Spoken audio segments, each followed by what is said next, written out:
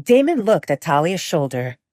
Some of these bruises are quite bad and might need a second layer of cream. This is more than enough, thank you, she spoke in a whisper.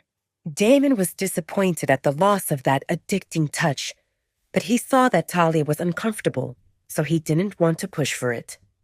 He shook his head. What was he doing exactly? They stopped for some food and first aid, and they needed to head back on the road.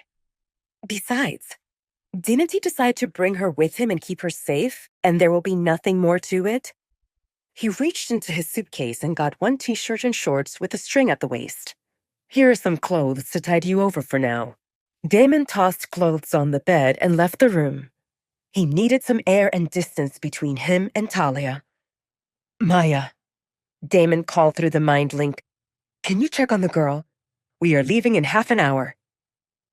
Damon didn't wait for Maya to respond, knowing that she is probably busy with Caden. He went to take a walk and clear his head.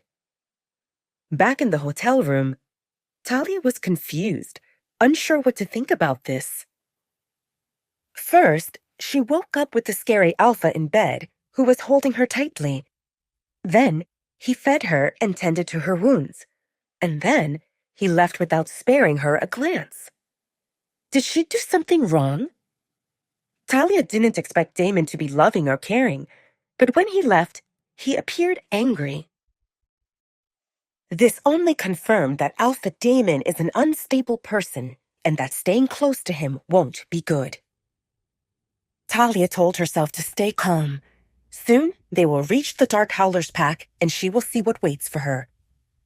Hopefully, she can find a small corner for herself. A bed that comes with food and a set of duties, and no beatings or any other type of bullying. She wishes that people leave her alone, and maybe she could make a friend or two. If it doesn't work out, she can flee and try to make it on her own. Talia was reminded by Alpha Damon that joining a pack is a big deal, because with that, Alpha can track her down.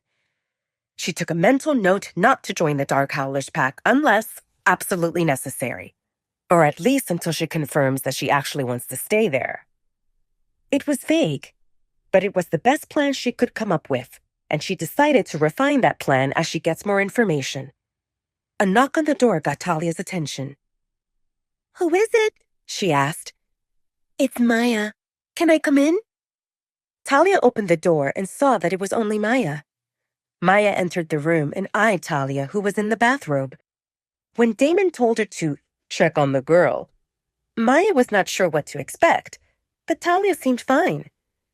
Maya also took note of carts with food, which were obviously too much for two people. It only further confirmed Maya's theory that Talia is Damon's mate.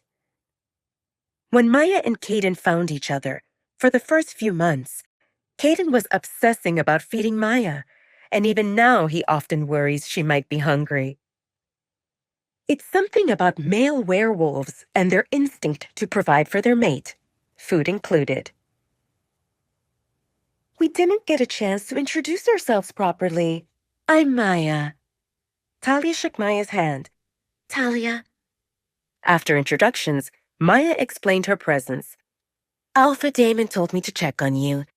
You should get ready so that we can go back to the road. We are a long way from our pack. Can you please get my stuff from the car? Talia asked Maya. It was in the trunk, wrapped in a bedsheet. Oh. A sound escaped Maya's lips when she remembered the bundle that was half open, just enough for Maya to see worn-out clothes. Give me a minute and I will get you something. A few minutes later, Maya was back with jeans, a t-shirt, and a pair of shiny flip-flops. I'm not sure if these will fit you, but it will be fine until we reach our destination. I know that I'm a size or two bigger than you, but I've got a belt for the jeans to hold them in place. Maya spoke quickly while stuffing clothes in Talia's hands and pushing her into the bathroom. Change quickly. We leave in a few minutes, and Alpha Damon doesn't like waiting. Thanks, Talia mumbled and closed the door behind her. Maya glanced through the room and saw on the bed the t-shirt and shorts that Damon gave to Talia. Maya shook her head in disapproval. Other than shorts being the meshed ones for the gym, The t-shirt would probably look like a sack on Talia, who has a small frame. What was Damon thinking? To bring Talia into the pack looking like a hobo? Doesn't he know that first impressions are important? Forget about the image of a respectable Luna. Whoever sees Talia in those clothes will never see her as a decent girl. Werewolves may have scandalous lifestyles, but their dressing is on point, especially the she-wolves who are hovering around Damon. Once Talia establishes herself, she can wear whatever she wants.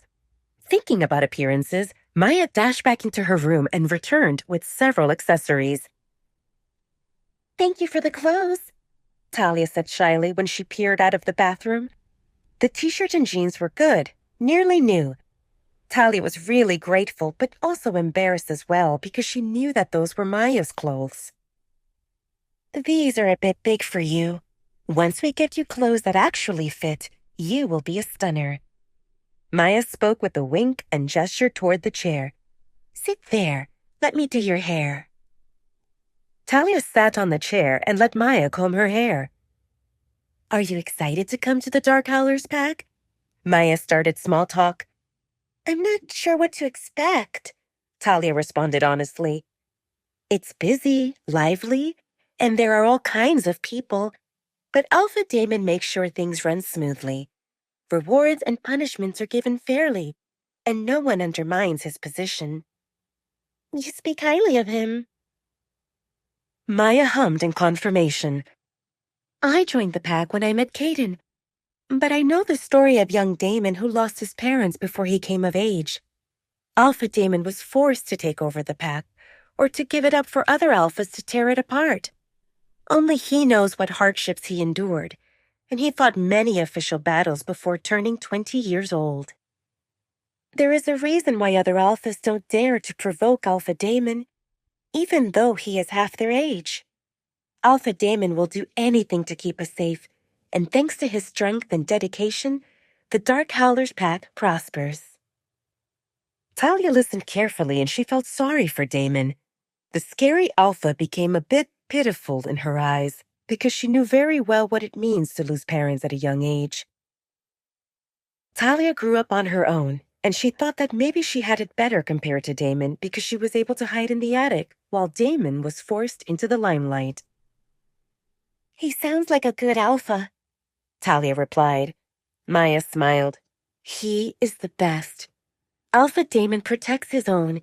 As long as you are loyal to him and to the pack, he will make sure you are fine. No one will harm you, Talia. Talia pressed her lips into a line while telling herself not to get carried away.